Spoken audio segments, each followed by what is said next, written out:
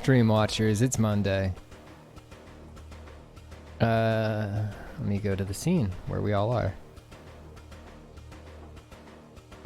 Hello! We got a full stack of boys here. Did that window freeze? Oh, hang on, there they are. They're moving. There we are. Okay, we're alive. Full stack of boys. Let me put the overlay on the screen so people can see who we are. Oh, and we're gone again. There we go. These boys don't want to stay put. Let me just take a look at my Discord here, make sure that we're all good. There we go. Hello. I'm free again. Triple stack of lads. We have Clayton Ashley. And we have Mike Mahardy. Hey. Good to see you. Yeah, and thank you for coming on and looking at Warhammer with us. I'll put this under here, actually. There we go. Perfect. Mike, you've played much more Warhammer than me. And every time we start talking about Warhammer, you tell me more things about Warhammer that I didn't already know about Warhammer. So you're the Warhammer guy. All right. Which is intimidating because I also say that same exact thing to other people I talk to about the game. Like they'll ping me about a faction or some effect or whatever that I didn't know about. And then I feel like I know nothing about Warhammer. So I could pretend to be the expert for the purposes of this stream. It's one of those... It's to convince Clayton. Yeah. Yes, and now Clayton is our uninitiated party. Clayton has never played one of these games. But it seems like the kind of game that you'd like because you like economies, you like systems, you like extreme top-down, dehumanizing simulations of human events. Right.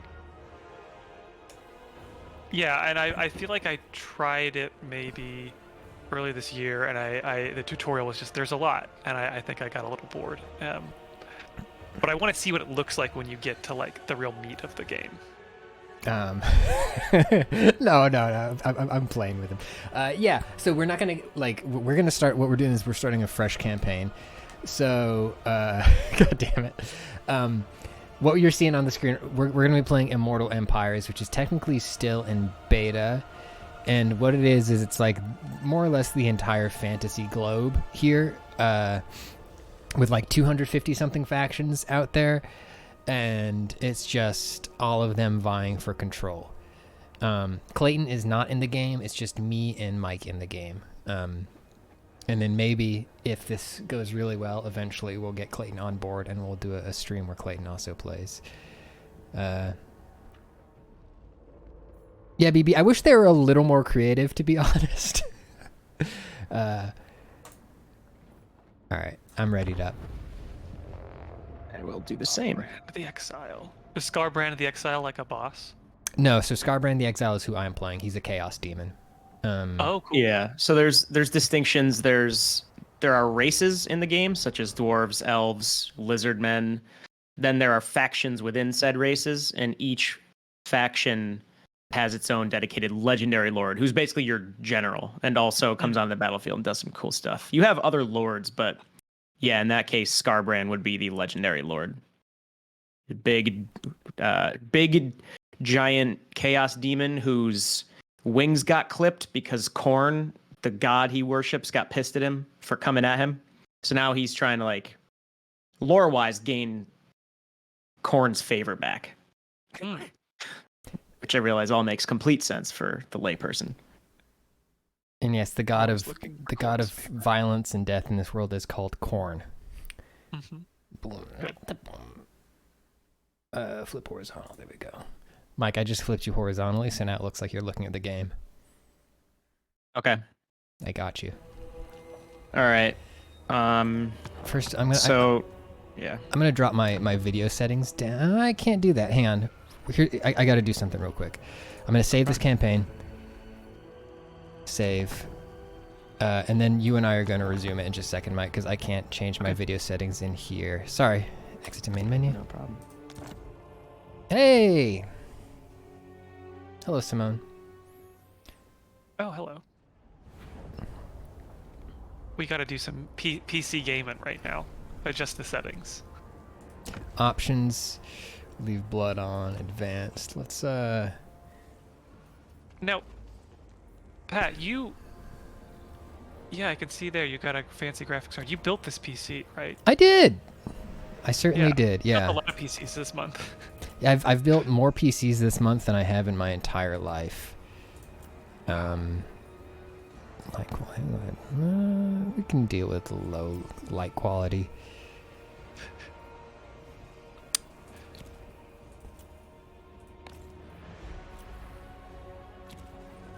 So yeah, you got a T37. 3070 Ti, yeah. That's nice. What kind of processor you got? I got the 5800 3D. 3D40. Oh, so you're going 3D40 3D. 3D. AMD. That's right. Yep. Resume as host. Exiles of Corn. You got 16 gigs. That's right. Sending this invite And to you. some M.2 memory. Now, are you doing a bit right now? No, I'm just asking the parts of your computer Oh, okay. to fill dead air. New invite code for you there, Mike. Okay.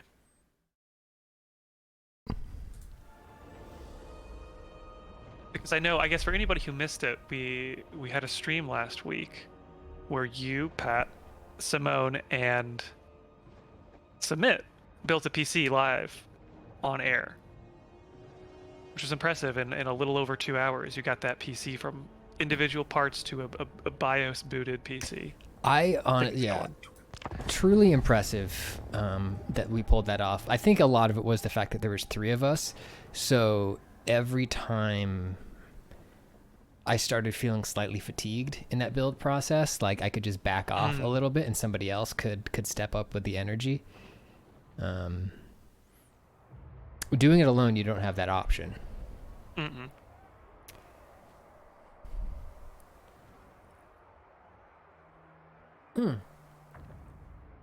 Today's beverage is once again the Aussie lemonade, Monster Energy, because I hate myself and my body.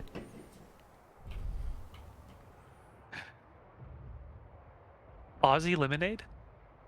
Aussie lemonade, yeah. Is that the flavor, or is that just a funny name for Monster Energy drinks? It's some sort of variation on the flavor. I don't know what they put in there to make it Australian. Blue? It's lemonade, but it's more socially acceptable when it says the C word.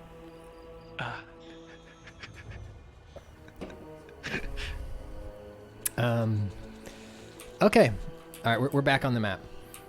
Chat, is this running okay for you? Is it jittery? Sometimes the encoding looks a little bit fucky because it's a fancy game.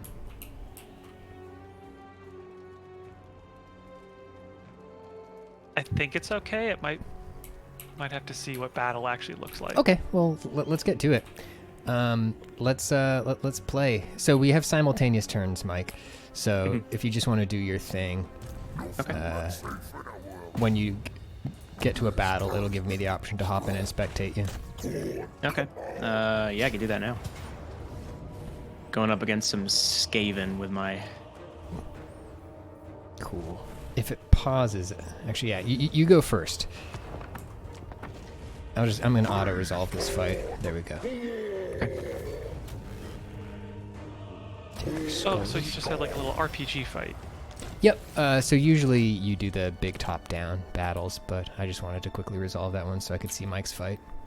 All right. Yeah, so I'm the lizard men. They are basically all just different kinds of dinosaurs, but intelligent, and I'm attacking the rat men, Skavens. So yeah, Clayton, you could either, especially in later turns, you have the option to auto-resolve. It'll just basically calculate the strength of your army versus theirs, and it's not perfect whatsoever. In fact, kind of can be wonky in terms of yeah, I probably should have won that fight, or they should have won that fight, or you can do the real time stuff, which is you set up army formations and then you go and fight them. And so that's what you're gonna do: lizards versus rats. Yep. Yeah, the Skaven live underground all over the world. The lizards are, lore-wise, the oldest race in the Warhammer one of the oldest races in the Warhammer fantasy world. But lizard men are one of my favorite races. My brother has played and has built some Warhammer armies, and one of his was Skaven. They are definitely a fan favorite faction to play. That's a dinosaur. Love that dinosaur. Yeah. Ooh, and a bunch of these little guys. Yeah, there's chameleons. There's a big stegodon. There's some. So I'm playing the legendary lord who buffs Saurus warriors, which are kind of like the Uruk-hai of the lizard men. They're like the brawny. They get in close and do their thing. But yeah, I'm just doing a formation here quick. And I'm going to hide my cavalry over here in the woods. While... Oh, is it jittery still? We'll tune it after this. It is. How jittery are we talking? Moments it's okay, but a lot of it is Okay. quite jittery. I'll after this battle, I'll hop in there and I'll nuke the settings even further down. We'll make this work. We got real framey. If I pull back, does it get better? Yes, it does. A little bit. Bird's eye view. Encoding overloaded. History channel.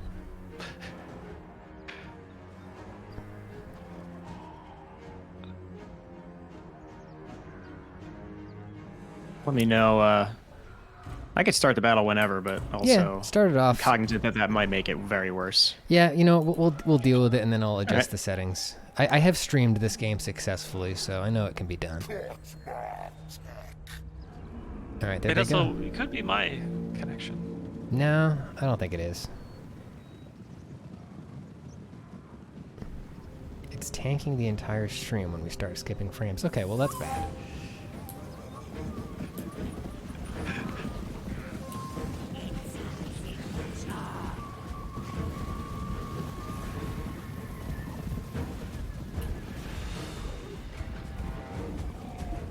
I can see why that you mentioned this game is a little CPU intense, and that's wild that just like one of these little armies is like 30 dudes. Oh yeah. So the max unit cards you can have in an army is 20, and right now I only have 9. And the rats just attacked me by summoning units from underground, so I'll take them out quick. Right, okay. I see that. Yeah, holy cow. It's not going great today for my encoding. It's alright, we'll make some adjustments. It was going okay there for a sec. Yeah. Oh yeah, that's 1 frame. We're getting 1 frame of war. Zog. I gotta remember that I'm seeing this 10 seconds behind when you're saying it. It's okay. The battle in general is not ultra fast paced. Yeah, they got. All right, so yeah, Skaven are very tricky. That's like their whole thing is they're just kind of like guerrilla warfare. Yeah, like they can summon units like this, so you want to get in there quickly.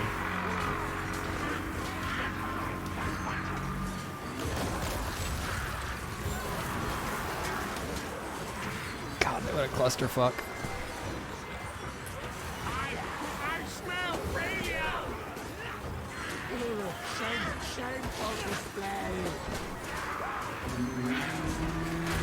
Got my giant stegodon going in at these Yeah,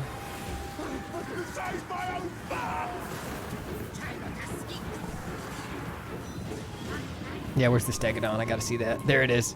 Yeah. So I'm sending him at their range units, so then he can just kind of plow into them. And range units, once you tie them up with someone in melee, they don't become useless per se, but they're definitely, it's not their strong suit. important question from chat. Is there a gorilla army? No. Gorilla civilization? We need to go chimp mode. There is a Monkey King in Cathay, says Cicada. Hey, Cicada. Yes, there's a Monkey King as part of the equivalent of like ancient China in this game is Cathay, and there's a Monkey King down south of most of Cathay. I'm also doing a bad job. I mean, I'm not doing poorly. Well, yeah, I am. Stomping around. Ooh. I'm fine, but I'm really just not microing my characters well. So here you go. I got the cavalry charge from behind into the woods at their back line. Yeah, we're fine.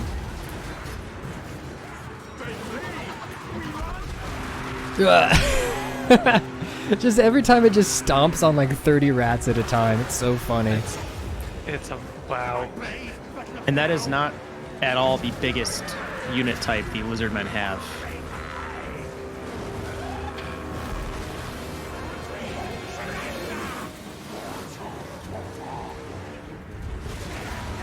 Look at him go. I've got my chameleon skink spellcaster over here, so I can use him to buff a unit's stats in general. These dinosaur rider guys are so cool. Yeah.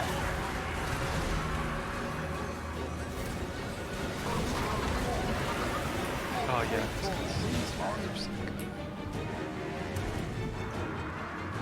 Is that like a healing spell?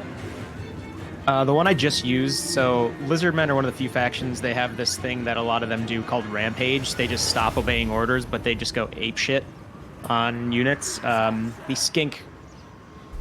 skink hero I have right here is able to calm them down, which can be crucial when you're using big. So what I'm doing here now, you can end the battle, but you can get more experience out of the fight if you actually kill people before they rout, so then I can speed up. Let me know if this destroys the stream if I'm fast forwarding. I mean, it's not making it much worse than it was. Yeah, sure. Okay. I think, Mike, one of the things we'll have to do is maybe try at a smaller unit size too. Okay. Which might mean re-rolling and simming this first match or just doing it again. Yeah, no worries. I'm just taking out this Lord quick, which I guess it won't matter. I'll just end the battle. It's not fun to watch. Yeah, stream struggling. I will lower the encoding settings too. Or do a faster encoding type. Turning off shadows will help a lot too. IMO. Oh, good call, Cicada. Thank you. That's something I remember from being, I guess, a long time PC gamer, is whenever I set my settings up, I always just instinctively set shadows low, because I know that they were always a good source of getting some of your processing power back, because they always use a lot more than they think, and it's just shadows. I mean, who fucking cares? We hate shadows. Who fucking cares? Can also run the game in DX11 mode if all else fails. Good to know.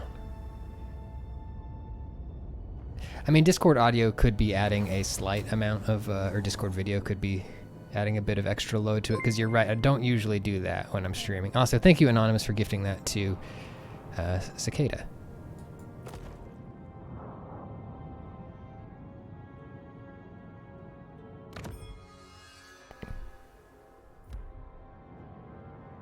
All right, cool. I'm going to hop out real quick and make a couple adjustments.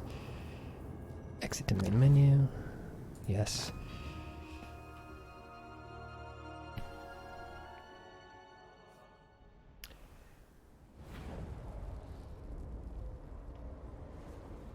Let's see. Optiones, advanced.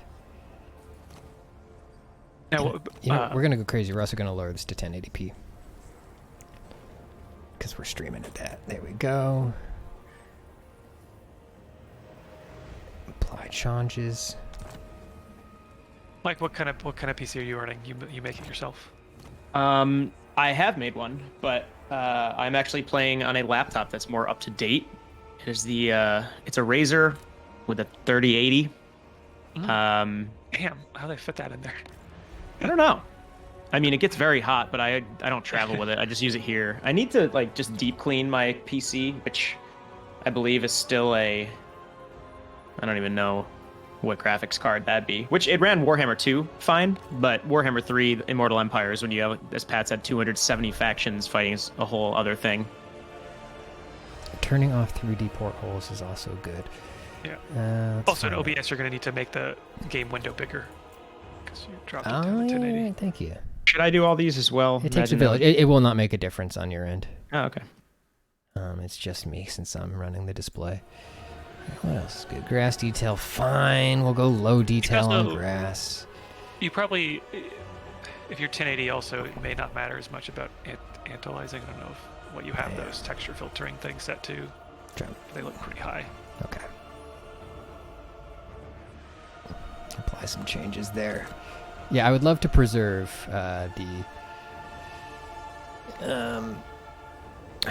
can you put a frame rate limiter in here too? Because it's rendering well above 60 FPS, and we can't stream above that. Let me see.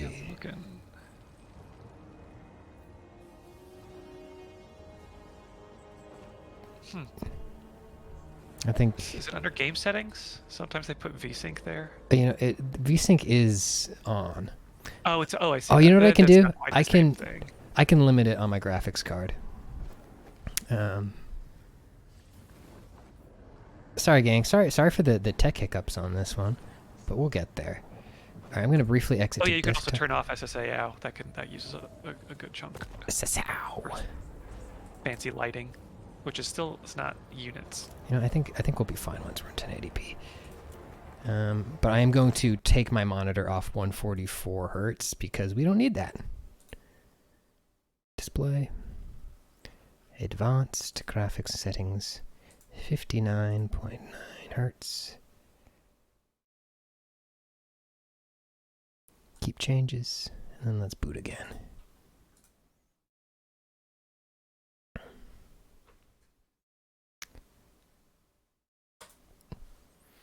PC gaming is fun. PC gaming. Especially for Warhammer. It is. There's so many. It can be quite.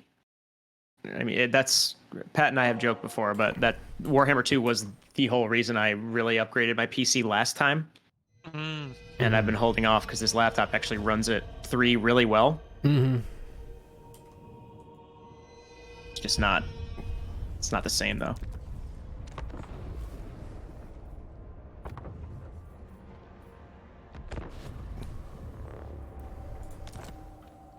All right, one more invite coming to you, Mike. Hopefully this is it.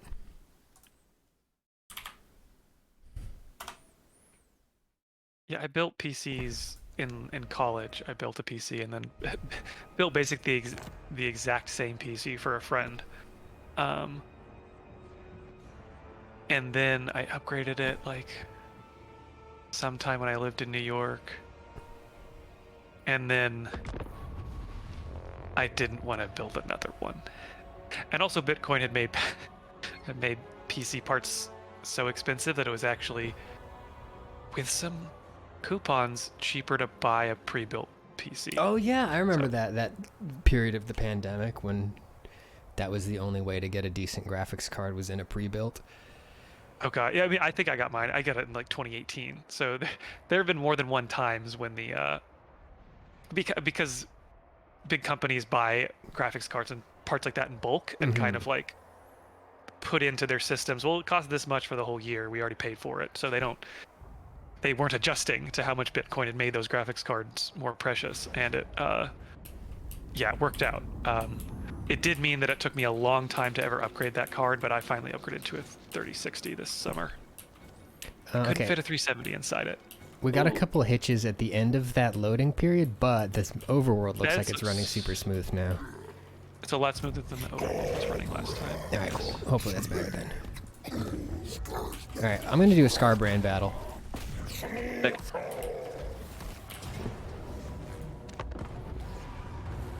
All right, I'll give you my my cav units or a couple of little guys so you can micro my cav. Okay.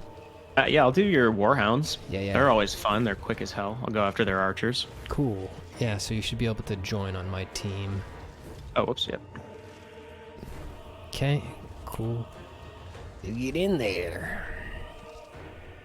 We're fighting the greenskins. That's which, right.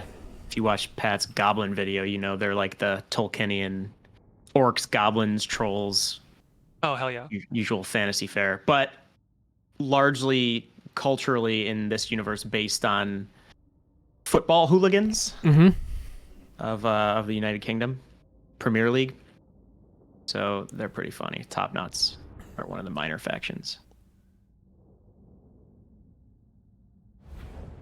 Yeah. They have any similar magic to the orcs in 40k universe? No, they don't have the funny psychic gestalt that the 40k orcs do. All right, I'm gonna gift these units to you.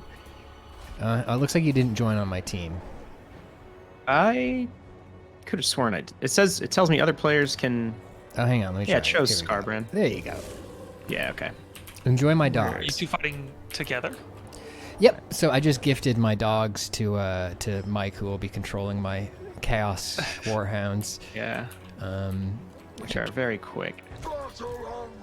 So yeah, this army that But I I have also, yeah. is just like, I don't know if we have any ranged units until much later. So we're just like pure melee rush down, like very strong melee guys. And then here's Scarbrand, Scarborough Fair. Just a huge, nasty, like the kind of demon you'd see painted on the side of a van. All right, you boys get up there. Oh, I'm also gonna plug this video you made Oh, thank you, Clayton. about goblins. That everybody who hasn't seen it should open up that link and then save that for later. You know, watch it after the stream. But And I'm gonna if you ever wanted to know more about goblins, it's a great video. try to get around behind their archers, just tie Cool. them up. They might chase after me with some of this cavalry. They're really just not moving at all right now. All right, get in there, I'll flank Scarbrand. them. Fuck them up. Yeah, it looks like a couple of them are rotating over to go after the warhounds. Good.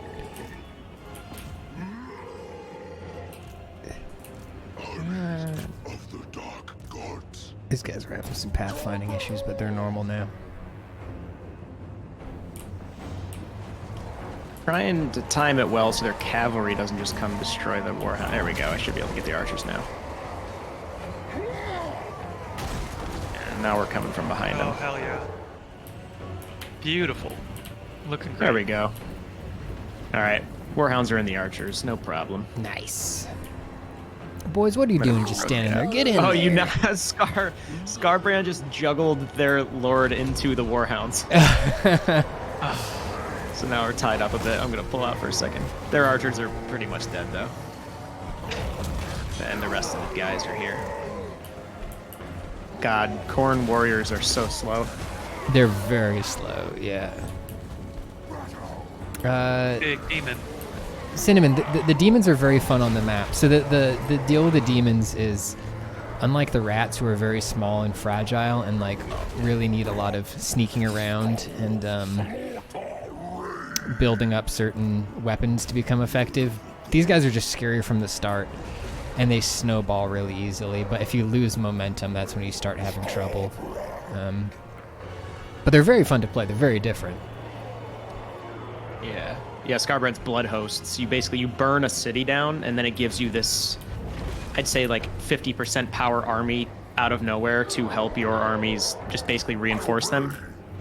And as long as you keep fighting and getting into battles with Scarbrand, he continues to stay powerful, which is very different than, say, a lot of the Order or like more humanoid factions who are turtlers for the most part, or balanced armies. A big thing there is most demonic armies have like a specialization. Like Khorne is clearly very melee based, but like the Empire or the High Elves can be pretty versatile.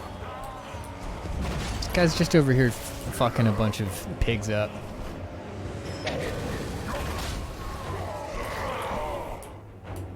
Nice. Warriors of Khorne. Yeah, so the basic principles of this kind of medieval-inspired combat is you want to tie people's units up with your melee units and then get ranged units to fire into the crowd from either the side or over the top of your own melee units. It's sort of a rock, paper, scissors thing where I don't want to save replay. Go, end battle. Where cavalry is great for breaking up archers and flanking units, but not great at fighting head-on. Infantry are great for tying people up, so you can shoot at them with arrows, but the arrow guys are very squishy and hard to... They can't really protect themselves. Yeah, the combat's very sticky as well, in the sense that once you tie a unit up, they can't just run away like they might in StarCraft or Command & Conquer. They are very much literally tied up with the melee, so once you get them locked, it's much easier to, like Pat mentioned, flank them with cavalry or let them get torn up so you can worry about other stuff. All right. We're going to collect skulls. The other really fun thing about this game is that like every faction's overworld has drastically different mechanics, even sometimes different currencies. So I have a secondary currency as corn, which is skulls, and every certain amount of turns I can make a tribute of 2,000 skulls to the skull god, which gives me a whole bunch of different bonuses. So like when I do battle, I'm like trying to balance between gold and favor, which is how I like pay for my units, and skulls, which is how I get like buffs for my army. You want to do your battle? Yeah, I could probably... Should I auto-resolve this one? Since I don't know how... We didn't really see it too well last time, Yeah, so I could also play it just again. fight it. Okay. Fight some rats again. That's right, Rian. That's actually I could what give this you me- my cold ones. No, I'll just watch you. Okay. That's where the meme comes from, Ryan. The corn, the skulls for the skull throne, blood for the blood god, originated here in Warhammer. Yeah, Korn, the god of chaos they worship, his whole thing is he just likes blood. He doesn't care where it comes from. That's so funny. Yeah. All right, so there's something... I was in the shower today. I was doing some extreme Warhammer shower thinking, Mike, and I'd love to hear you weigh in on this. And I was thinking about how there's 4 chaos gods, right? There's Slanesh, god of like obsession and temptation and boners and stuff. Yeah. There's Korn, the god of blood and violence. There's Tzeentch, god of change. And then there's Nurgle, like the god of decay. And I was thinking like only 2 of those are like based on human like obsession or frailty or weakness, right? Like the violence and blood. There's no like there's no like mortal sin to go along with the other 2.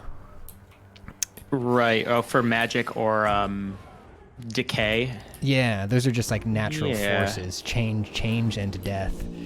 Yeah, I could see myself succumbing to Nurgle or Slanesh. Or, I'm sorry, Korn or Slanesh. Well, not realistically, but, you get a person more in theory, understandable. right? Like that's a narrative trope is like, oh, I got corrupted for power or I got corrupted for desire. But there's no one who's like, oh yeah, I got really into the idea of making new diseases. Yeah. Or yeah. Why are they moving so slow? Oh, that's true, Cicada. Tzeentch is a schemer, and he's about lies and knowledge. Did I? Oh, whoops. Okay, I know what I did. I accidentally set them to save energy. You can have them march as opposed to run, and I did not realize I had done that. And right now, it looks like all of them are. And so if you pay attention to my army on the way, so you can see them along that tree line on the southern part of the map. Skaven like to do is summon units from underground to just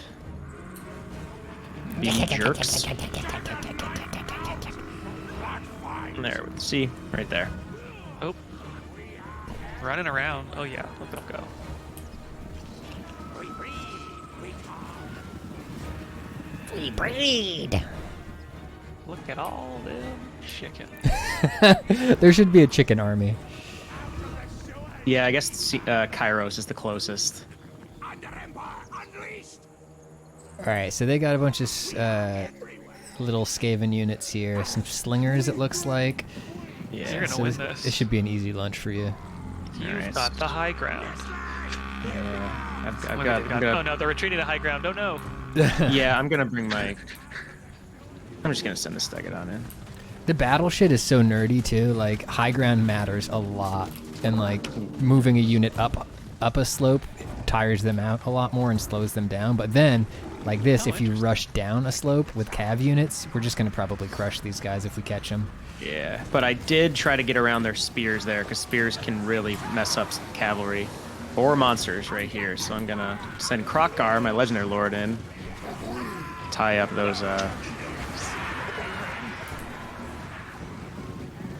Yeah, maybe we'll find Kroxagar. Krokgar. There he is. Fuck him up, Krokgar. Yes!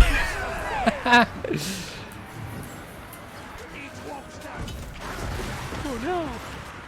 Oh, he's magic. That's good.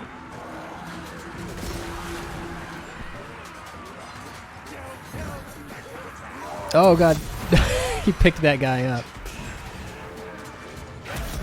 He keeps doing it. That's so good.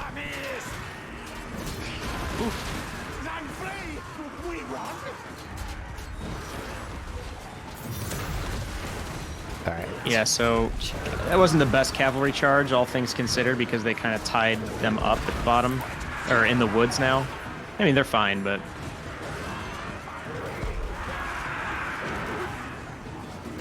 They're breaking. yeah, no problem. God, that's funny. So, Peppy, you're controlling the camera in this? I am. Yeah. Okay, so this is not like Mike's perspective. That's Yeah. yes. Charge. And I got my Stegodon just pummeling their Skaven slingers over here. He's not even doing anything, he's just walking through them. And that's enough. Yeah, they're on the back foot for sure. God, Alright, so now if you see my cavalry charging down the hill, I'm actually going to charge into these spears, which I wouldn't normally do with cav, because these guys are tied up and they're going to be flanked, and I have the high ground, so they should do some damage right when they hit them. Right about now. Yep. There you go. There it is. And now they're rooting, so that flag means they're routing. They're not out of the fight, but their leadership is down, and if I keep pursuing them, they oh, pretty much won't come back. They're just basically terrified, Good cavalry charge. which is what cavalry is very good for.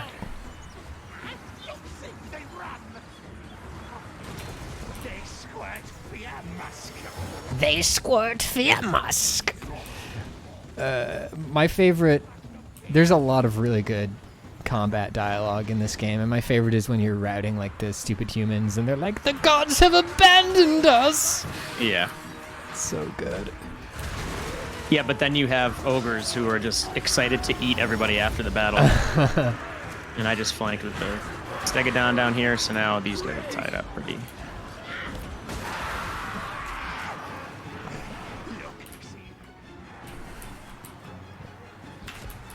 And yeah, I'm just now realizing I had a unit back here in reserve that I forgot about, but we clearly did not need them. They'll get a free day.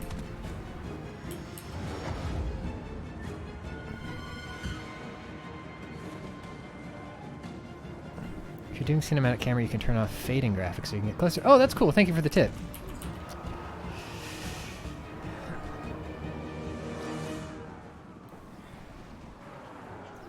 Is that a... What would that be? Default run.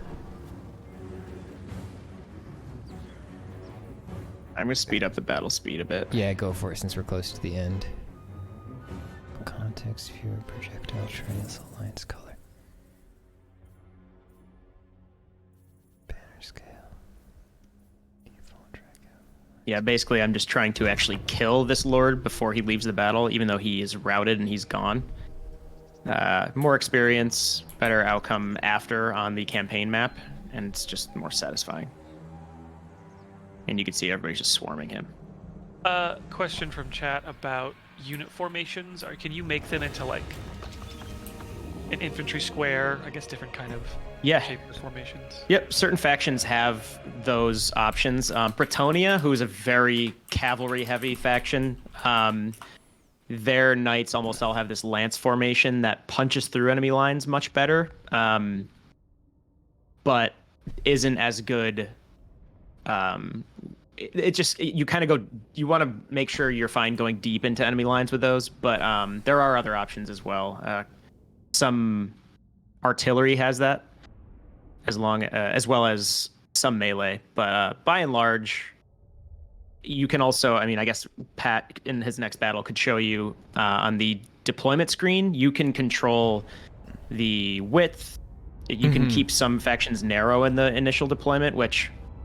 That's good. There are like gunpowder-based range units in this game, and that gets pretty in-depth because you want your frontline troops to be more narrow, so the gunpowder can shoot between them, because there is friendly fire. So yeah, there's a lot of options in the deployment as well.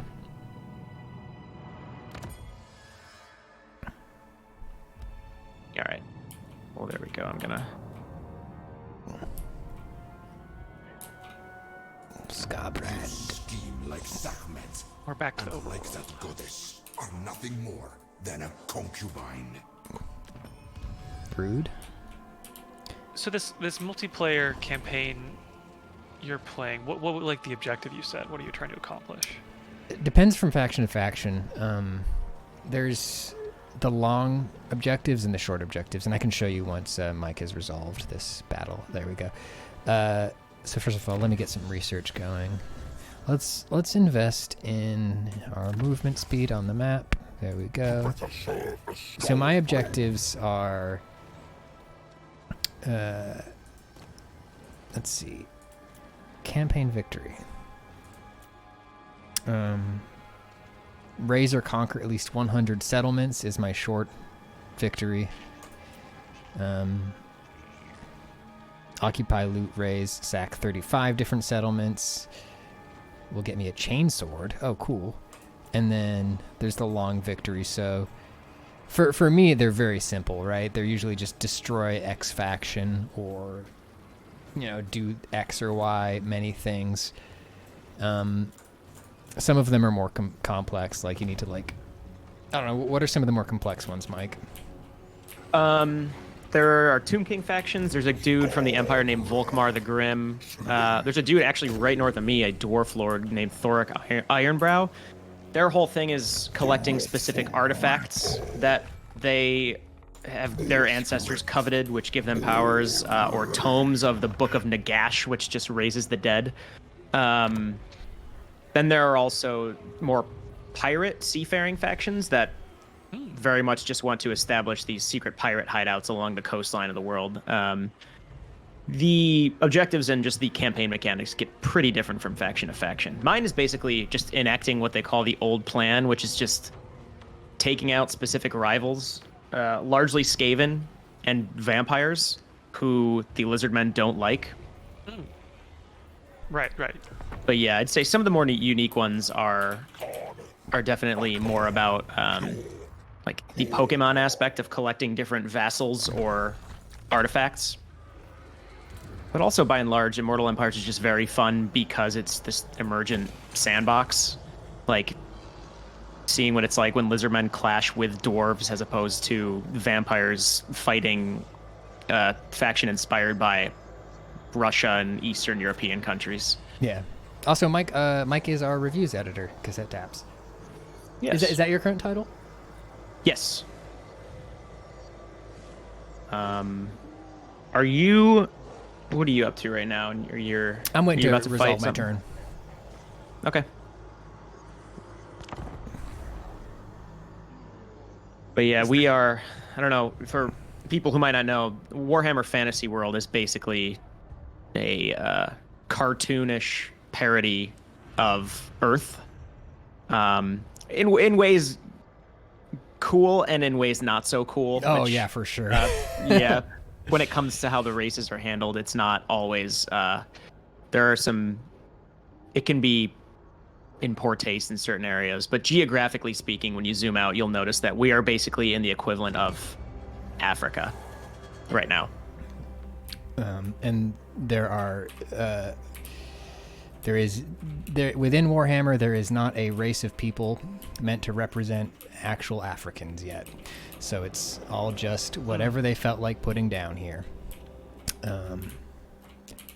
Yeah, and the lizardmen who I'm playing hail usually from Lustria, which is the South American continent, and if you look more closely, you'll see that the lizardmen, all their like accoutrement, their aesthetic is very Aztec. So again, you get into some tricky territory when talking about this game. Cicada, does Araby have units in the tabletop game? I believe Araby is. Oh yes, you're right, Bloodfart. Yes, that was awful. You want me to join your team? Yeah, hop in. I'll give you my dogs again. I'll let you take care of my dogs. Good to go whenever.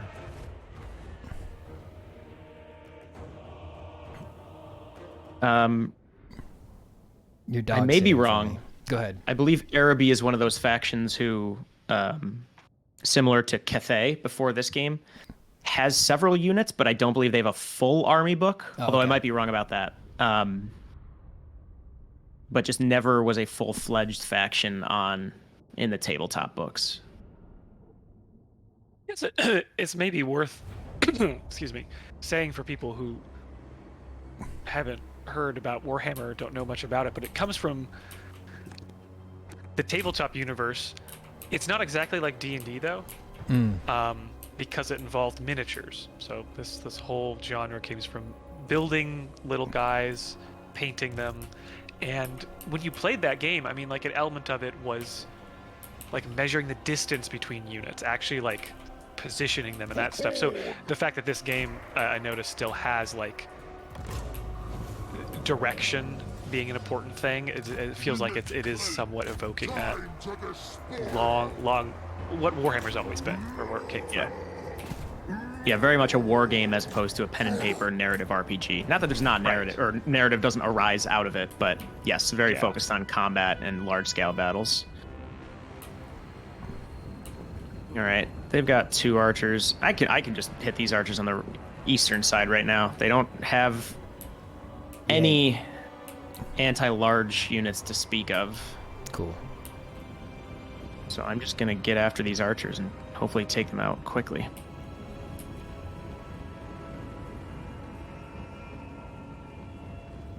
All right, yeah, so these archers are pulling back into their melee lines to hopefully deter my warhounds.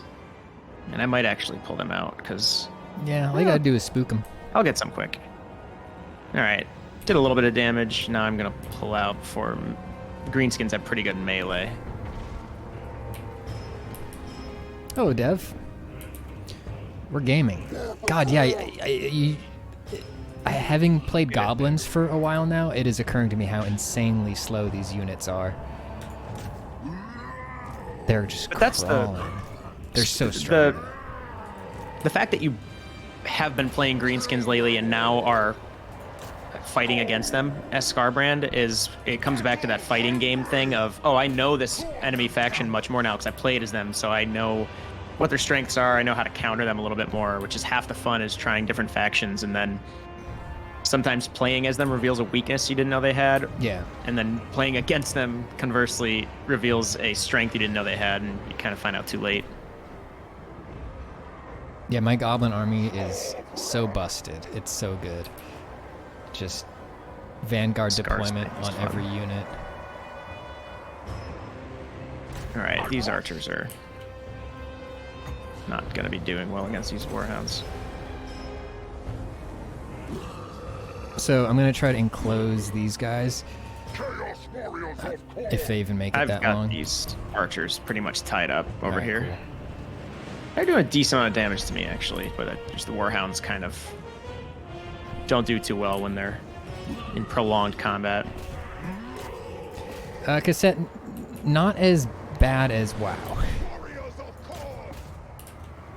In this one, they're just little freaky hooligans.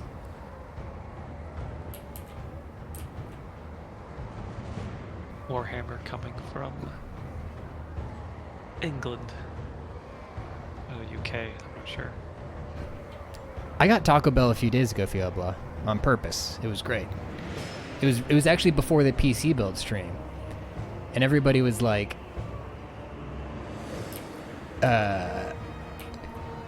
everyone was like, Pat, you're gonna regret that. And I was like, no, I'm not. Well, I'm strong. What'd you get? What was your order? I went for like one of the special lunch things, and I got 2 crunchy tacos and a 5-layer burrito, but the burrito tasted like cat food smells, so I took 3 bites and then I got rid of it. Damn. Yeah. Well, The tacos were good though. Try new things. Sometimes it doesn't work out. The burrito tasting like cat food smells reminds me.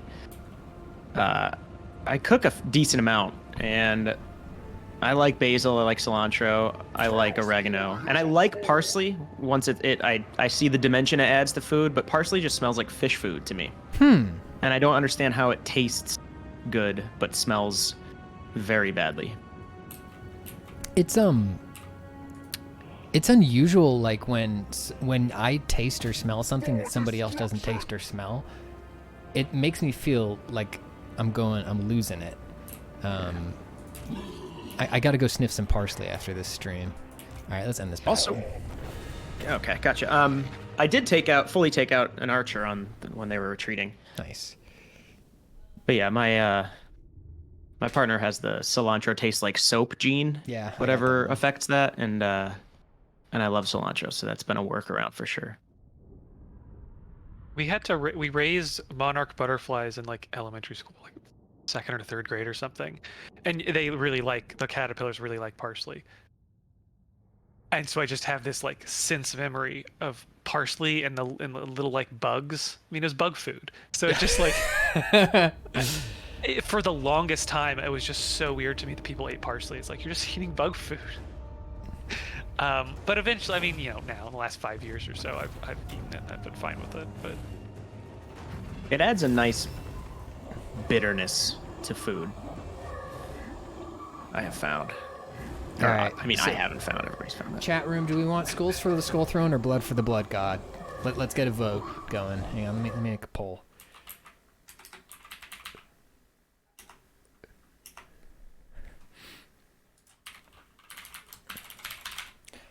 Skulls for the wait for this poll. Throne. Pat's making a poll. Blood for the blood god. Can I add a little bit more information? Sure. So, skulls will give you, like you described that currency earlier, and then blood for the blood god, you basically, the demonic god will just convert people from the settlement to your side. So for several turns, you'll have this like smaller army alongside your main army. But also, just whatever one sounds cooler also works. That's true. Yeah. Yeah, skulls will just give me 1,000 skulls, which I can then mail to my god whom I adore, and he'll be like, "Oh, thank you for the 2,000 skulls. Let me give you some points." Yeah. Blood is more fun. You're right, though, on the over map. Let's see. I voted for blood. Yeah, it is close. Blood has the lead right now. Is anyone going to speak for skulls? Who will speak for the skulls? The skulls have no mouth. I mean, they do have mouths. It's no one's gonna vote. All right. So Pat, Blood wins. Nice. So we got a blood host now. This right here is a blood host. It is an army that will expire over time if it doesn't kill anybody. But it's essentially a disposable army. What were you gonna say, Mike? I was just gonna say, big picture wise, we could kind of meet up if you were to work your way south and I was to come up a bit northwest, Yeah, we might be sure. fighting some dwarves. We might fight some wood elves. There might be some tomb kings, which are just undead Egyptian pharaohs, basically. So it might be some more flavor if we were to kind of pincer toward each other, so to speak. Okay, cool. I'll start heading south. I got a King Sephiroth down south of me, so maybe I'll go there. See if I can't take some of them skulls. Start walking down this way. And then you rest up. And I should probably try to raise some new units eventually, but Yeah. no rush. I'm gonna need some Actually, maybe I can do that. some more power. I might actually take. There's a city to my southeast that the Skaven have, but if I take it, I control the entire province, which will give me more economic options across the several cities that compose the province. So I might do that and then head towards you. Okay, cool. I'm going to take casualty replenishment, increase, and this guy's got a great voice. He sounds like Tom Waits with a sinus infection. I need to get my ability boost.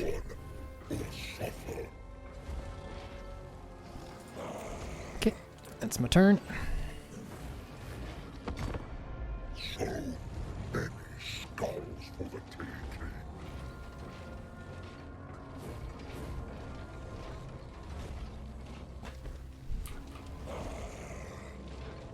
Yeah, it's very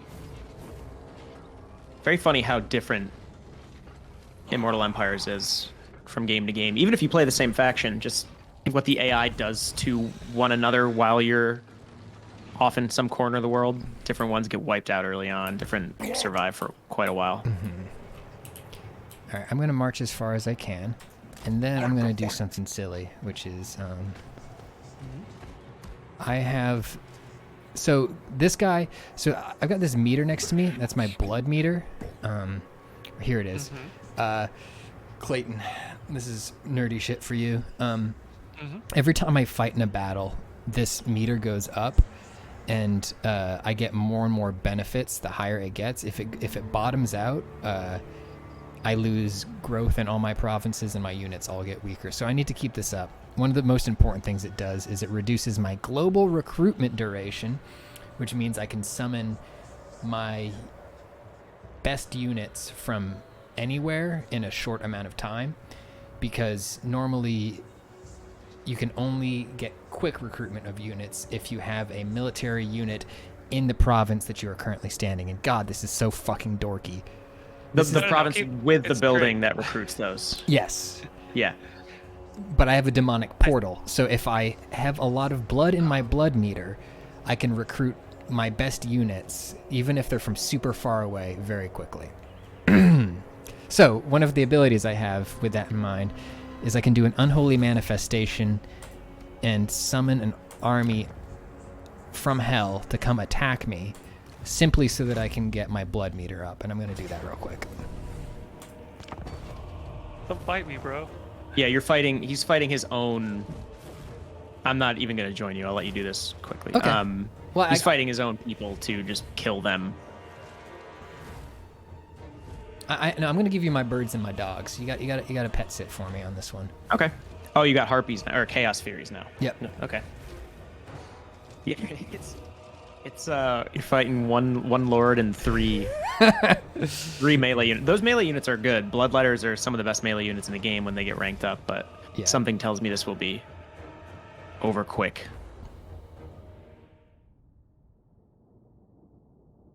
But yeah, Scarbrand, who Pat is playing, is at the moment probably, I'd say, the most overpowered legendary lord. His name is Be'lakor. He's also a demon, but he's technically with the Warriors of Chaos faction, which is a whole nerdy thing of its own as to why they're separate. But Scarbrand's up there in terms of the best legendary lords in the game.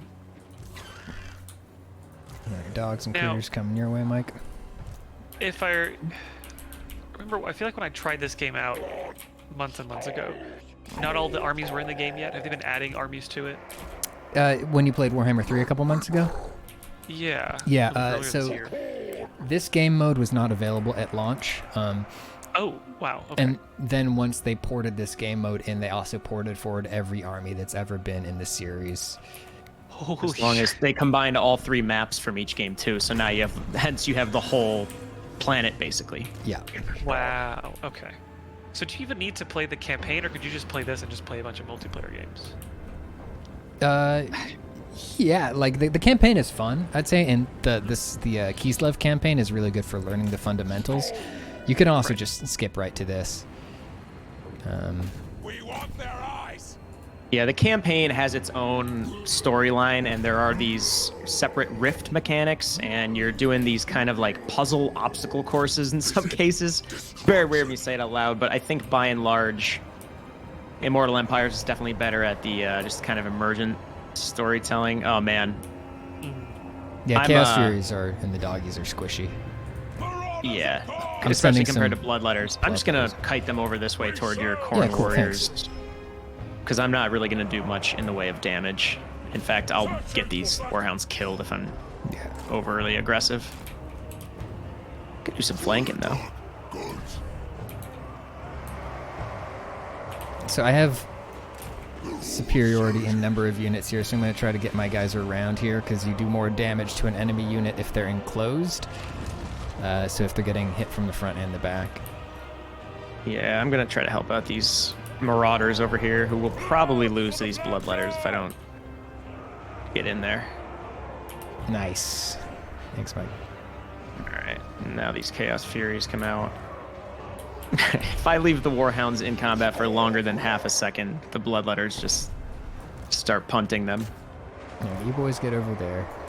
The Harpies are doing pretty well against them, though. It's flankers. You go take Alright, out their lord. these ones are dead.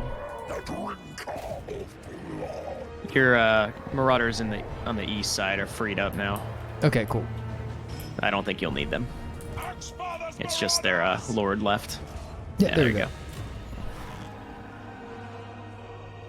Good And one, also, Angel. it's just, I mean, looking at this map, obviously it's more desert, kind of jungle fringe, but I mean, there's a whole North America equivalent, which is just this kind of icy hellscape with industrial cities. There's Lustria, which is a lot of jungles. There's the Old World, which is just Western Europe, complete with a snowy wasteland up north, where basically the Russia equivalent with Arctic bear riders instead of cavalry hangs out. Nice.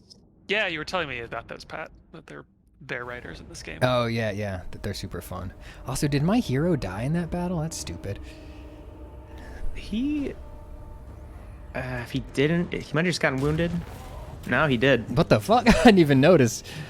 Oh, well. Oh, no. These young, under-leveled heroes against something like a Bloodletter sometimes just are not good matchups until like level 10 or 12 sometimes. Yeah. But yeah, the good news being that it's still very early. He was just a baby. Taps, there is in lore, the only Asian army in lore, or in the game right now, is Cathay, which is like a Three Kingdoms sort of parallel. And then there is, in I guess the lore books, there is like a fantasy Japan, but they're not in game. I don't think they even have an army in the books. I'm gonna declare war on the Tomb Kings. Yeah, I guess the most you see the fantasy Japan in this game is Clan Eshin. It is one of the major clans of the Skaven. Lore-wise, just burrowed their way too far east, came up in fantasy Japan, and then they taught them their combat and like both samurai and ninja stuff, according to the lore of the game. So they're they did the ninja rats. Thing. They're Yeah. splinters. The ninja, yes. Jesus Christ. Oh.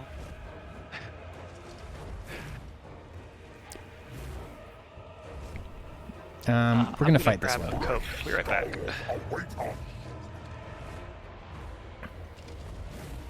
God, I love the rats so much. I love that their aesthetic is just like the worst humanity had to offer, like circa World War I. They're just like completely obsessed with or at least some of the factions, just creating new tools of destruction at no regard to their own safety, or I guess at no regard to the safety of the people they tell to make the things. Yeah, a lot of their weapons teams and artillery and war machines can backfire and blow them up. And they don't care.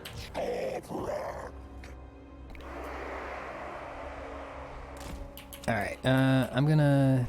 Are you in this one? Yep. I'm gonna give you my puppers and my birdies again. Yeah, Doom Wheel Okay. Riders are great. They will be more useful this time because you can really tear up the undead skeletons. Yeah, I wonder... I didn't look You'll at the... still chew through these guys, though. Okay, good. Good to know. There's 3 archers, which I can take care of a couple of them, especially the harpies.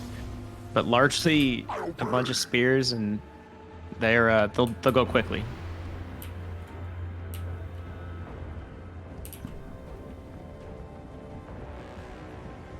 I am going to be a bit more reserved with the Warhounds for now, though, just because their health is at a third. They're not the best unit, but they're fast and can be very useful in the early game.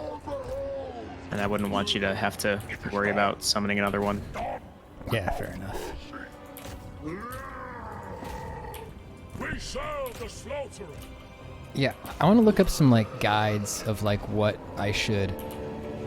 which features I should cut in terms of streaming this game, so that I can get so I can really min-max my performance to appearance here. I feel like we went too low now, and it's less splendiferous, but it is still good.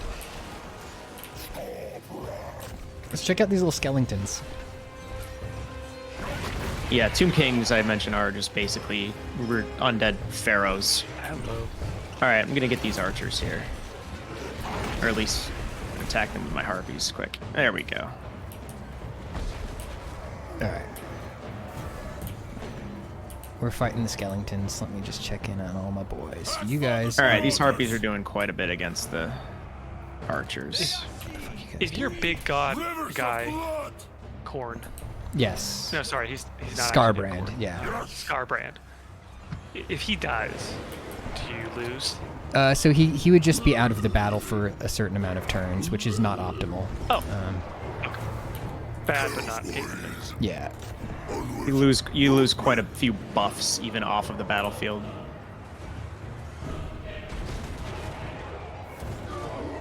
And so you set this campaign up cooperative. Could you be like you two against another 2 team members, like competitive? Is there multiplayer competitive? Yeah, so it is fully just the same sandbox as it would be if you're a single player, except there's more people in it. So we could be fighting each other. We could make an actual in-game alliance, but we haven't done that yet because that would alert all the other AI factions to the fact that we had an alliance and might make it more likely for people to team up on us. That's interesting. So you're And we also technically haven't- not allied, but you're just fighting with each other Yeah. on each other's side. Yeah, we haven't even met each other yet in the world, technically, which you can do through just actual contact or through trade routes. There's certain factions like Cathay, the ancient, or the Three Kingdoms sort of equivalent. They are very into trade, as are the ogres, and you can meet other races through that as well. Vampire Coast Demonic is factions so are not cool. very into trade, as you might have guessed. Yeah. Nobody wants to make alliances with you when you're just a big farting demon.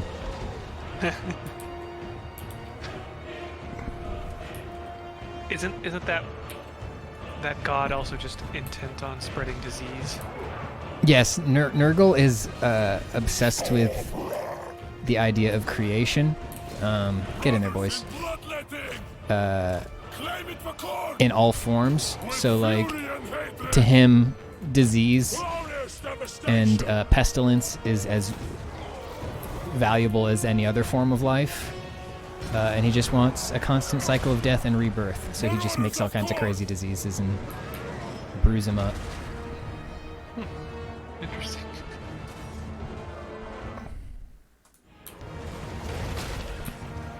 Alright, I think about their last archers pretty much out of here. Yeah. Oh yeah, so one of the other wrinkles here is that undead units, like these skeletons, do not rout, they never get so scared that they just run away from battle, but they will disintegrate completely. And their disintegration rate will increase if you take out their lords. Have you played the Tomb Kings before? I've played one Tomb King campaign for a couple turns.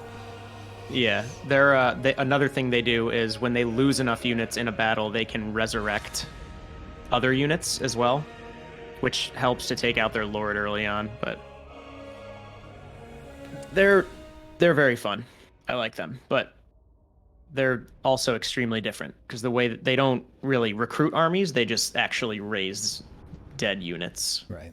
Which can lead to a 20 stack, like we mentioned, right away. But it can also usually means early on, at least, the units are very weak skeletons whose bones are their dollars. But yeah, they're fun. I like the Tomb Kings. Taps, there's a really funny workaround for that in this game. So like vampires are supposed to travel in the soil where they're buried. One of the vampire lords in this game has his castle on his ship. He had it moved onto his ship. So his traveling home base is just a massive vampire castle sitting on top of a pirate ship. All right, let's I'm gonna do. We're just gonna sack this place, and I'm gonna keep moving south. We will crush their resolve. You'll probably get to me before I'm anywhere near you. I'm still fighting over. I mean, this is the nature of playing a co-op campaign where one person is Scarbrand. He just fights a lot. Mm-hmm. Not that the lizardmen don't, but kind of. I should have.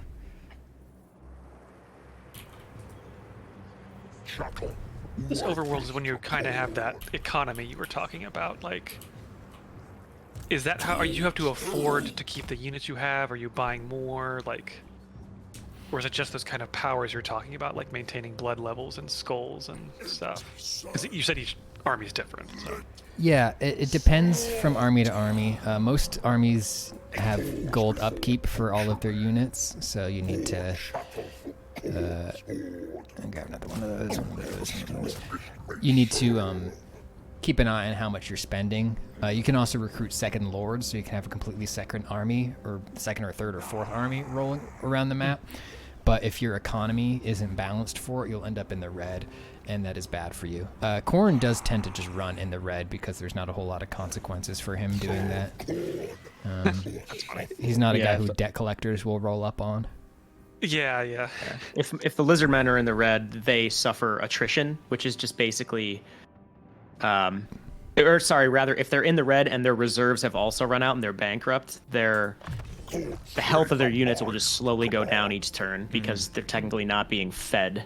And that's usually, gold is usually more important for the quote-unquote order factions, humans, elves, dwarves. And then a lot of demonic armies focus more on what's called favor, which is basically gold, but flavor-wise, it's just paying favor to specific gods. That tracks.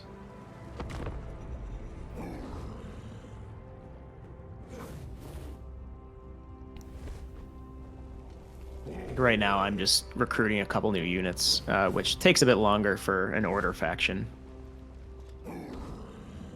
Like Pat said, I had to come back to the province I had to recruit a couple of these units because I don't technically have military buildings in enemy provinces.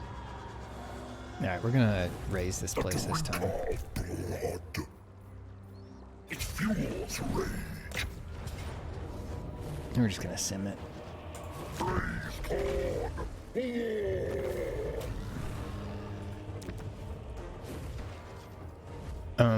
Yeah, so when we raise a city, it becomes uninhabitable for a while.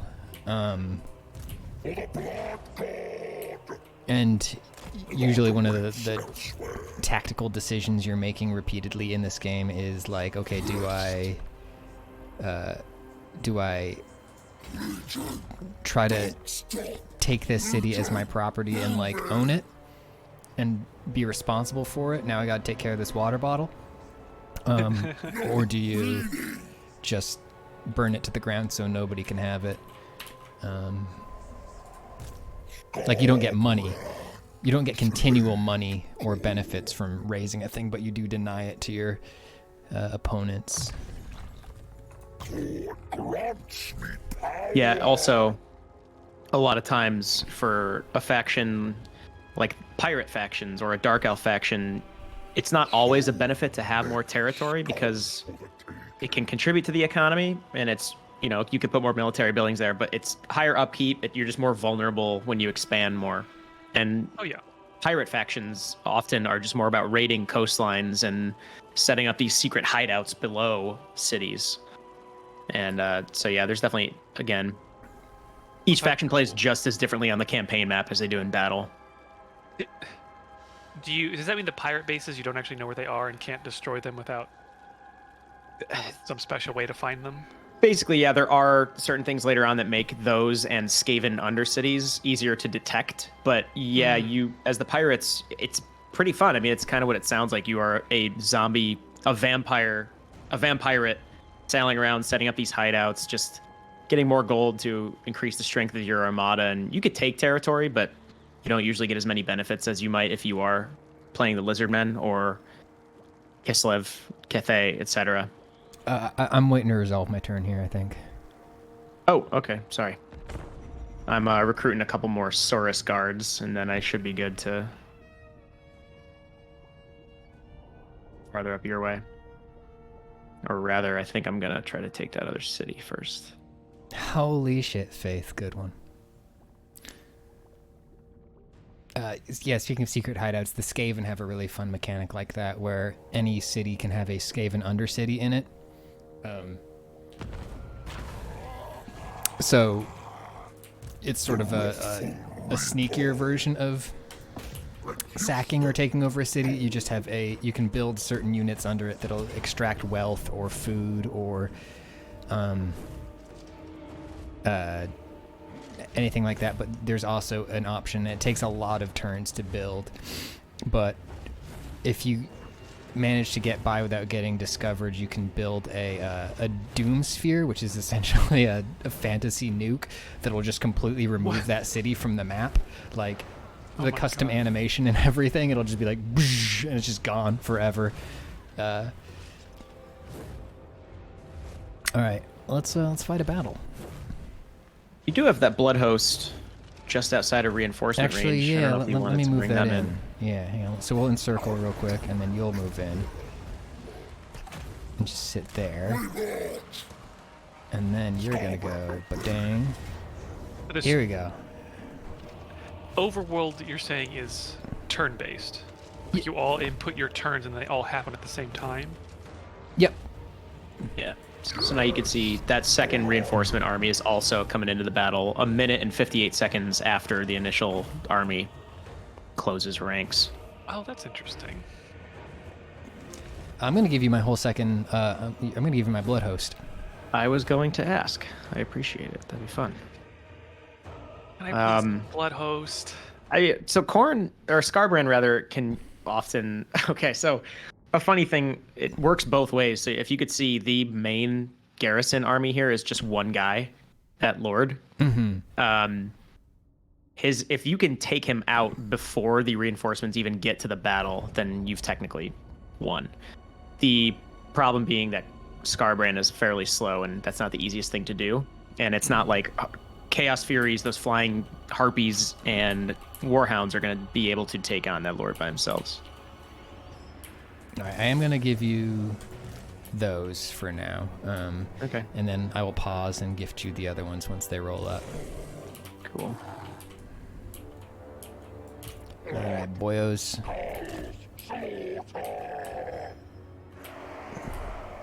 So where are their reinforcements coming from? I don't know if they have reinforcements coming. So I misspoke. I forgot it's all one garrison, so Right. they'll be on the battlefield right away. If it was a field battle, it would be different, but because it's inside a settlement, they'll all be here right away. But think- one of those armies is technically only one guy. They're just hidden in the brush, I think. Yeah, and if you're attacking, you have... Oh, yeah, you have less situational awareness at first, but Okay, so you have to find them. You can't. They're hard to find at first, but they become easier to find. Depends on the unit and visibility. Okay. Okay. But if you plant your units in a forest, they will be invisible until you get a much closer range from them. unless they are a giant dinosaur, in which case you can't hide them as easily. So this is an hour. It looks like an hour-long battle.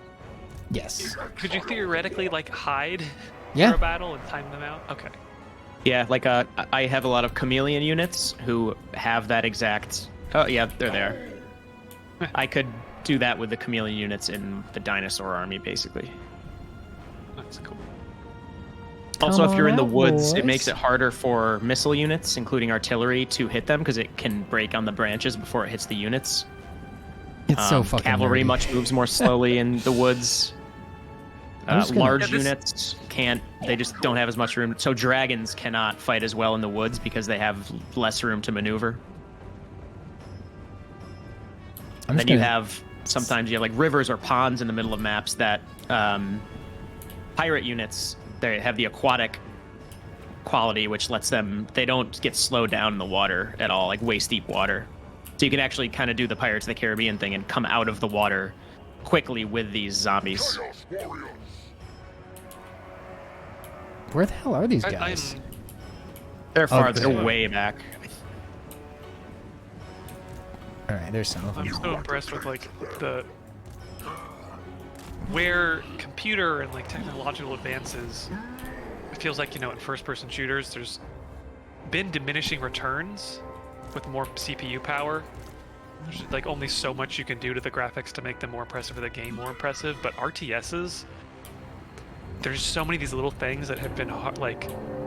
You need so much processing power to have like tons of units, and now you can have tons and tons of units on screen with physics and collision, where you can have giant armies and a guy run through them and back. Like I remember the first games that tried to do stuff like that, and like in these Total War games, or it was like a Lord of the Rings one that was very impressive, and like a decade ago. But even since then, like the advances they made with like physics kind of things like that, that you know they can model a artillery weapon being less effective because of the tree branches it hits.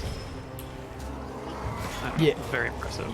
Ryan Sonora in the chat brings up every time we watch this game on stream, we talk about Massive, the software that Weta Digital made for the Lord of the Rings movies, which was essentially just a software suite designed to do this, but not in real time, with like extreme render time available.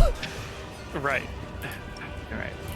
Sending my Blood Crusher Lord is coming in with your army now. Hey, the thank other you. army's here, so I'm flying in. Thank you for giving me your Blood Crusher, Lord. There he is. All right, now he's gonna do his thing.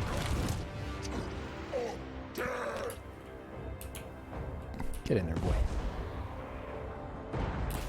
All right, yeah, I don't think the rest of my army is gonna get there in time. I've got a skull cannon though, one of the few ranged weapons. Well, the only ranged weapon in your faction, or rather, Scarbrands. Actually, yeah, let me show that. There it is. Oh god, it's so cool with a little demon riding on it. So you can get in close. I don't know if you'll probably have one by the time I get there, but if we get a chance today, I should show people, because up close, it just... rather than shooting cannonballs, it gets in very close to infantry and just kind of spins around using its own Oh no, got stuck on a tree. exhaust. All right, there it goes. It's the first war machine designed by Bad Dragon. All right, so I'm gonna... It's... Okay, yeah, so he's... he's also just not listening to me, so he's... There we go. He's shooting.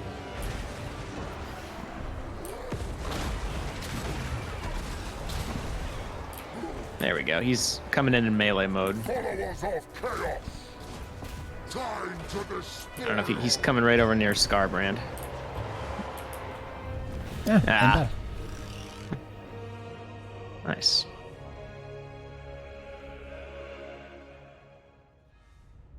There you go.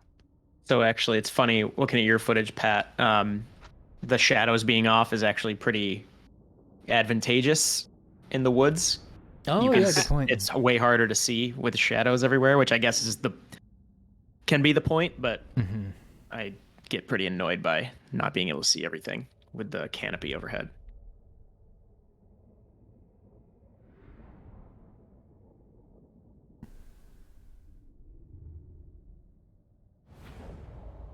All right, cool. So that'll give my blood host a slightly longer life.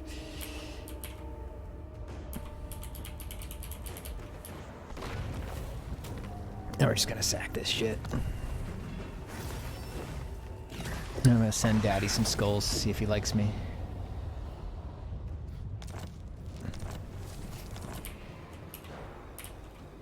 Think you're gonna be able to beat this campaign? Oh, absolutely not. we got 15 minutes left and the entire world unconquered. So with this sort of thing, you would start up and play a couple hours and save and come back to? Yep. Yeah. We're on turn 5 right now, and I'd say usually if my campaign isn't gonna go, the furthest I've made it taking a campaign is like turn 100, and then it starts becoming clear that like I didn't make the right choices, or I'm running out of steam, or my opponents are all sort of have snowballed faster than me, and then I'm usually like, okay, well, time to try a new faction. Oh, you don't just save, load, and... No, yeah. Usually it's like, it feels like if you're behind like that, it's been like a cumulative thing of turn after turn after turn after turn. So you can definitely save scum and like, not even save scum, there's a rematch option if you don't like the outcome of a battle.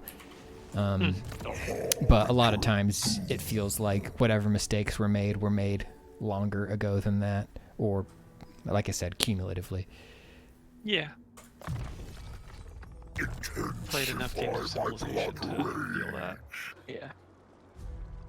Yeah, I didn't realize how much the overworld was. It is kind of like, I don't know, stripped down 4X game, kinda.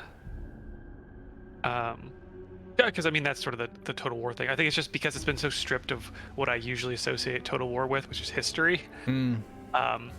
But yeah, it really is very, very similar to that on this. Yeah, and we haven't even gotten into diplomacy. Like, if you're a faction that's like not monstrous and doesn't have like a bunch of people with existing prejudices against having alliances with you, like there's you can do a whole lot in terms of diplomacy and like trade and like getting people over to your side with like nice gifts and stuff. Pat, what we can do, Yeah, I can attack this fight. Yeah. So I just got like a random event that's asking whether I want +7 melee attack for all of my armies or +7 melee defense at the cost of the other. I'm about to go up against Skaven. I need to check if it's going... I'm going to do melee attack. And then I'm going to attack this city, which is actually a Lizardmen city that the Skaven took over. It might be a tough battle, actually, because there's walls. So... yeah, so it's a siege battle. Ooh, cool. Which I have that Stegodon, so I could technically attack the gates of the city, or I could wait a turn and build battering rams and siege towers. You said how long do we have left? Got about 15 minutes, but... okay, yeah. I'm not gonna... I might as well just attack. Which could go poorly, but whatever. Because, yeah, normally I would... you can siege them and kind of starve them out and cause them attrition. But, yeah, we'll just see how this goes. Cool. Good luck out there.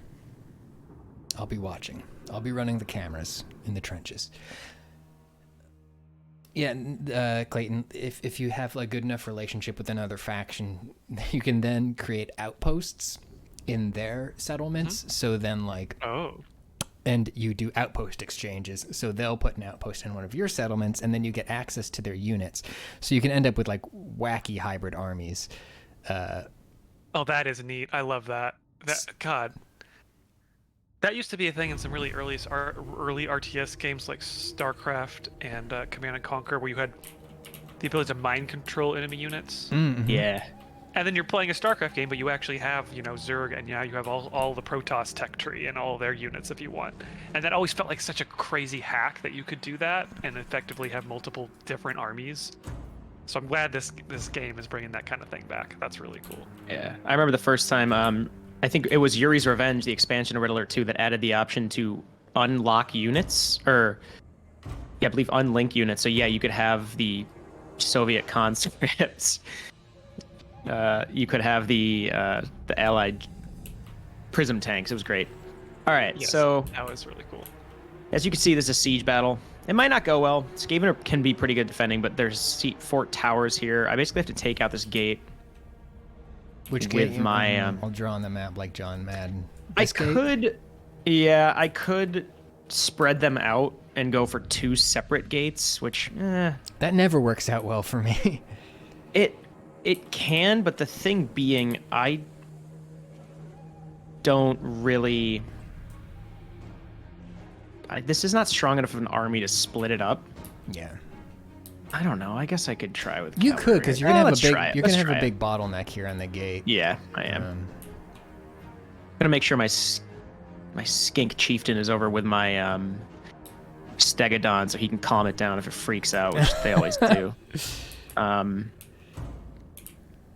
gonna make this my kind of ancillary force with archers. My spear javelin throwers, which are not great at all. In fact, they're very poor. But spears. Red Alert 2 does need a remake.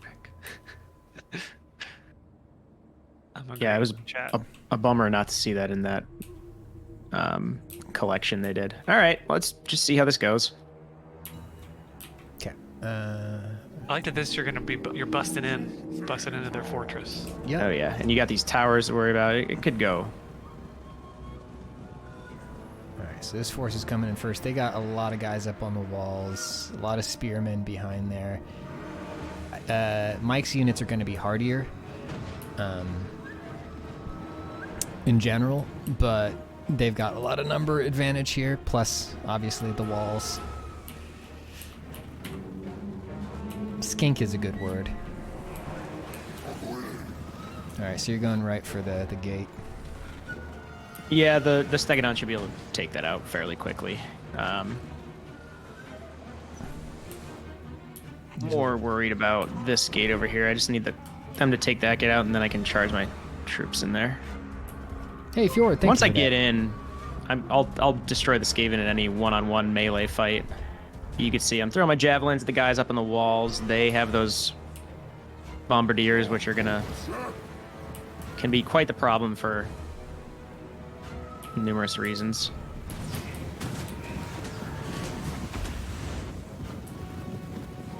I can also do ladders on the walls, which I'm gonna do here. Lock them up. Save I want to these see the two. ladders go up. Right there? Okay, I got him. All right. We're not too far from taking out that eastern gate and getting in over there. Obviously, the advantage of going up 2 separate sides, you split the defenders up as well. And the gate, Stegodon's almost through that gate as well, and then I'm just going to charge through with him. They are being semi-smart, and they have spearmen right on the other side of the gate, which is kind of a counter to monsters. So I'm actually going to pull him back once he breaks through. And there you go. All right, Stegodon got the gate open. I'm sending in my Nice. lord. Basically, just lock up their spears with my infantry, so I can then send my monster in.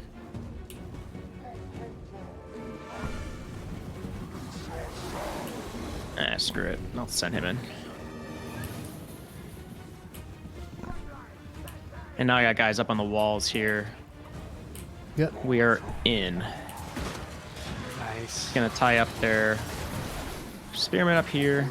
I kind of have forgotten about this wall over here, but we'll get in there now. Other gates open for you. Yep. They both are. I'm just gonna try to get my javelin throwers set up over here. You can see the Skaven are definitely on the back foot, which is good. My Stegodon is pummeling them again. Yeah, it's going super well. I love that the walls are like thick enough you can have a battle on top of them. Yeah, it's very cool. You can also Yeah, blow up chunks of the wall, make entire sections of the wall collapse if you have a heavy artillery bombardment on it. All right, so siege battles also in Warhammer 3, they introduced basically you can capture different points, which they're using the resources from these points. They look like crates right now on the map. They're using the resource from there to build further towers and barricades and whatnot. So you do want to take those. And then if you take the central one, it basically wins the battle.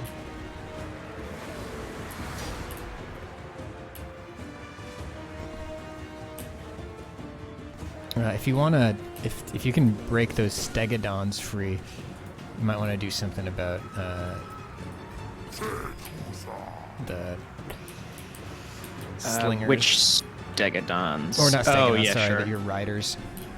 Yeah, I just took the point with them, or I'm gonna take this point with them, and then. Oh yeah, yeah. I think most of their units are too tied up for their. Well, I guess it is the Skaven, so I guess it doesn't matter. I'm gonna buff Krokar a little bit, make his melee attack even better. My Stegodon is doing some damage over here. Let's go check in on that stegodon.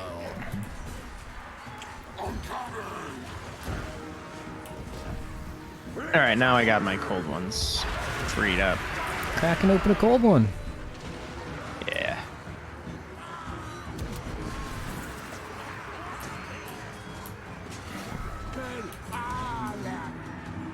Krokar, how's he doing? He's fine. He's always fine. Yeah, now that we've broken through and... Alright, actually, now I'm going to bring my Stegodon over here. I think I got everybody. Oh, got more guys who want just... They're routing on the wall over here. The wall. Oh yeah, Yeah, we they're are there. kind of all over them. I'm brave, but not now.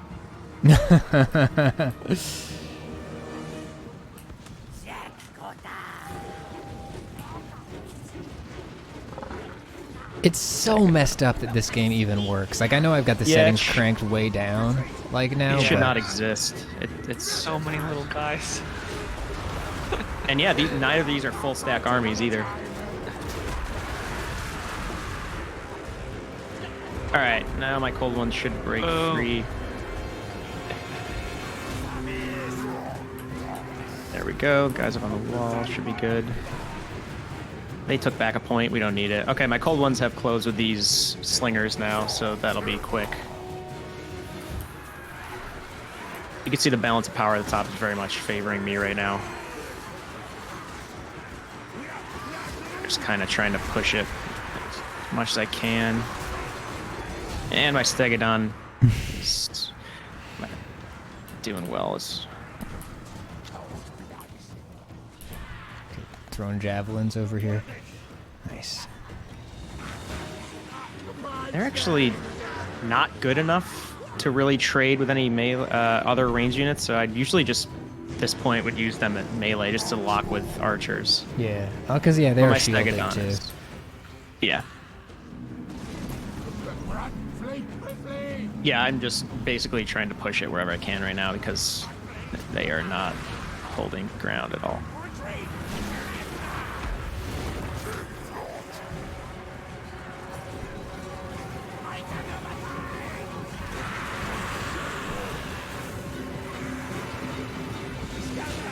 But yeah, Clayton, so for instance, if I had just auto-resolved this battle, I would have lost. It said I was going to suffer a valiant defeat, and now I think this will be more of a close victory, if not a Pyrrhic. I don't think I have lost enough characters for it to be Pyrrhic, but it's not over yet. That's huge. Big city. Yeah, the Stegodon is just chasing them.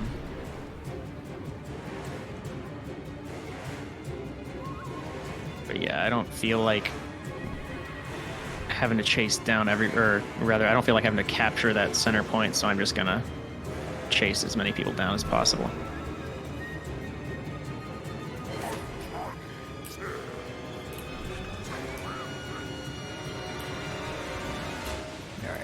They're trying to resist you on the other side of this bridge. And then they see the Stegodon and they start running again. Yeah.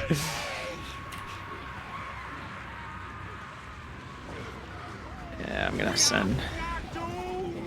Yeah, their spears are all retreating. They really don't have any. Their siege towers, if I didn't finish this quickly enough, could do some damage to the Stegodon, but he's pretty much fine. I'm brave, but not now. Retreat! Surrender! But I'm actually just gonna send a few units to this point in the middle. Again, just to stop them from getting as many resources to build more barricades to kind of just like make it about attrition.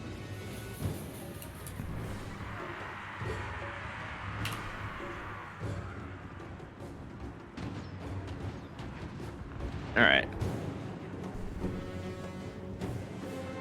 Yeah, so now looks like they're trying to regroup at this control point over here where my javelin throwers are closing in, but definitely more desperation than anything. Worth noting that lords and monsters cannot capture points. Especially or flying units.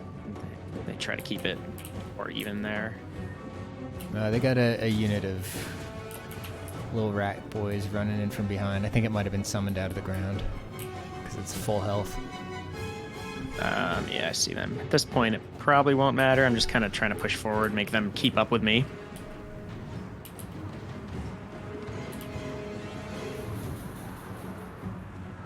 Yeah, rather than stay back and mop them up, I think I won. I'm probably going to just actually keep pushing toward that last point. Yeah. The Stegodon especially can just keep them on the...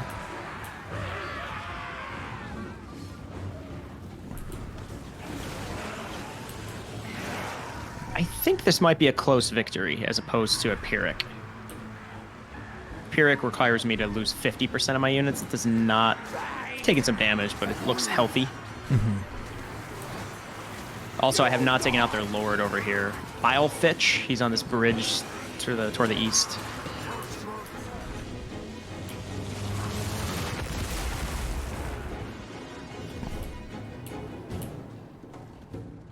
I'm actually going to speed up the speed quick so I can get to that point sooner. And where is their lord?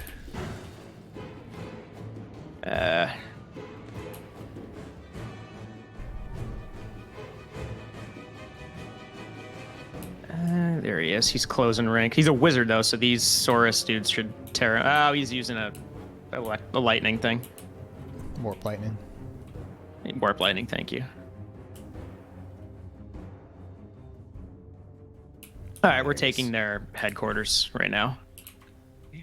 Gonna take a little bit more damage from those towers, but this might be Pyrrhic. Ooh. Yeah, that's their lord right there. All right, and should have just taken their HQ.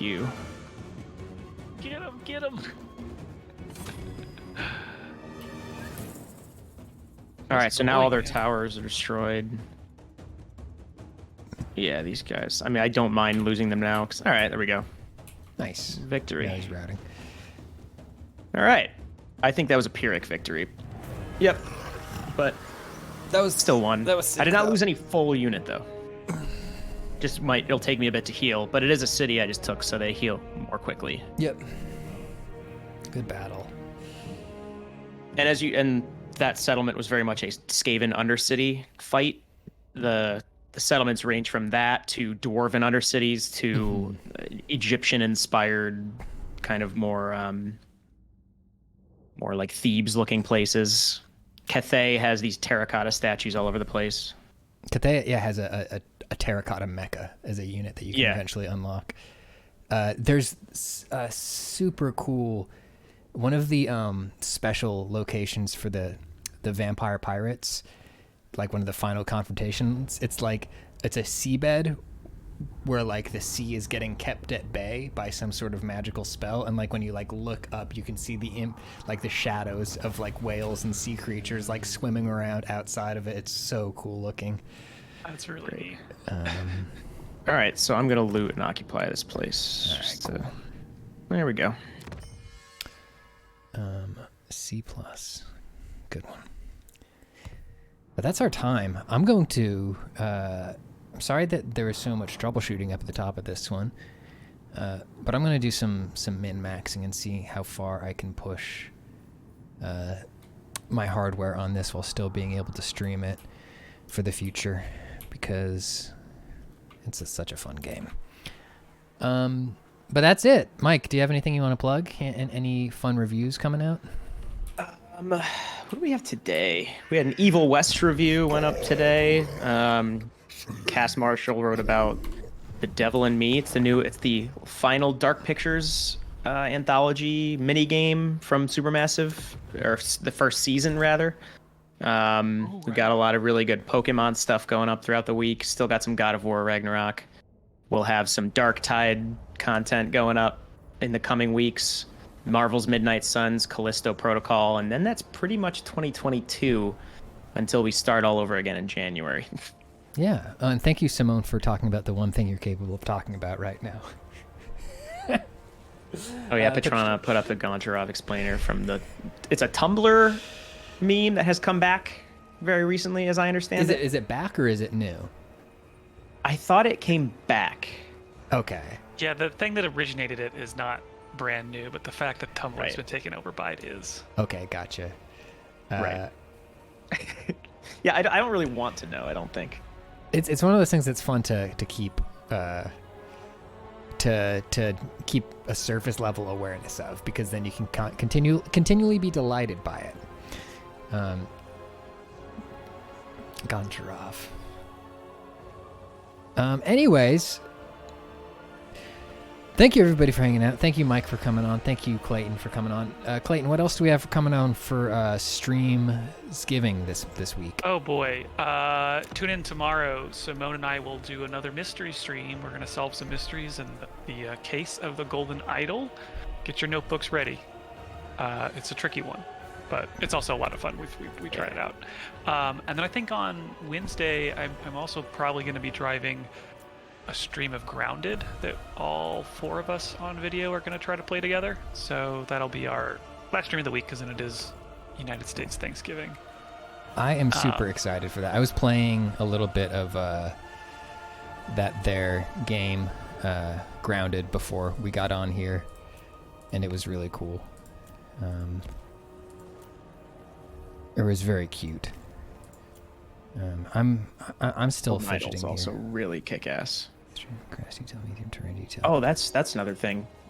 Polygon's Game of the Year stuff is, at least on the staff back end side, in full swing. But so that'll be in the coming weeks. We'll be able to talk about why Total War Warhammer 3 is the best game of the year. That's right. As the staff all collectively agrees. I'm going to speak for everybody. You know, talk about Elden Ring. Talk about Case of the Golden Idol. Look back on what made them such cool games. Mm-hmm. And now I'm loading We'll my have many. Goblins campaign in the background just so I can test my min-maxing. Sorry, everybody. We'll have many more streams for you to play more of those game of the year games that Polygon likes.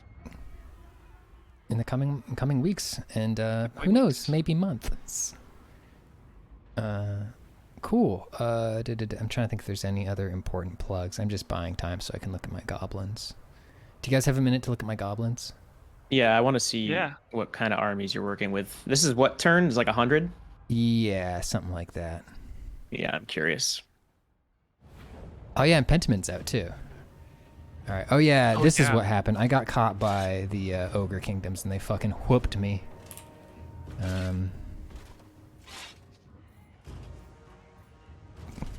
that looks like a pretty big bad army. But you got like a weird lizard turkey. A lizard thing. turkey? Oh, that's my squig. Squig, okay. Yeah. Lizard turkey is actually a pretty good way to describe Yeah. squigs to people who haven't seen them before. Oh, and they caught me in the underway. Okay, so orcs, goblins, rats, and some other factions can travel in the underway. Dwarves can do it too, which is this underground passage where it lets you travel faster and like through mountains and through things like that, but at the expense of if you get caught down there, it's a more difficult fight and you can get flanked. Also, it's still running well. I cranked up some of the settings and it's still running very well. So I think the main thing is I just gotta drop down to 59 hertz and 1080p. All right. So yeah, let me show you my guys. Here's my spider. Here's all my little launchers. Where's my lord? So I've taken every perk that makes my goblins stronger, so my goblins are all very strong. Here's my goblin archers. My goblin spears. My lord and his little squig pet. So fucking. There. You can, Archer's Twitch Corner, you can rename each regiment. You can, if yeah. you want to take the time and not get attached to them. Yeah. Or rather, if you want to get attached to them. Yeah. Demand a spider name. Oh, I don't have one. You can. Let's take some name suggestions for my spider. All right. Arachnoid. Now that is the canonical name, Mike. Similar to Hugoth and the Nurgle faction, it is very enjoyable to play an army that buffs basically turn 1 units to an unreasonable degree. Yep. And then spam like 6 armies of them, even though they're actually fairly viable late game. So these ogres are just gonna run right through my units though, because they have so much bulk. Let me get my archers up there to shoot at them though. Samantha's good. All right, yeah. So this is Ogre Kingdom. They have Noblars, and then they have their main unit are these big ogre bulls. And before each battle, they have a feast, and you choose how much food you want to expend on each feast. But the more you feed them, the more mass they gain, and the more dangerous their charges become. So you want to try to bulk them up as much as you can without burning through your food economy. All right, you get in there, boys. This is going to be a bloodbath for me. Ogres also have a unit. Ogres are big enough to have a unit which, instead of a like bazooka they're holding, it's an actual just cannon they are holding in their hands.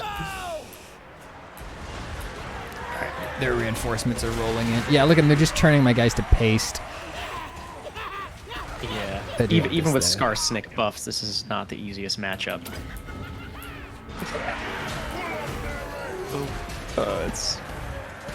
It's like they're playing Warframe or Dynasty Warriors. Oh yeah, you're right. Yeah, they're playing Musou. Yeah. They're just too big. Oh my guys. They're just little guys.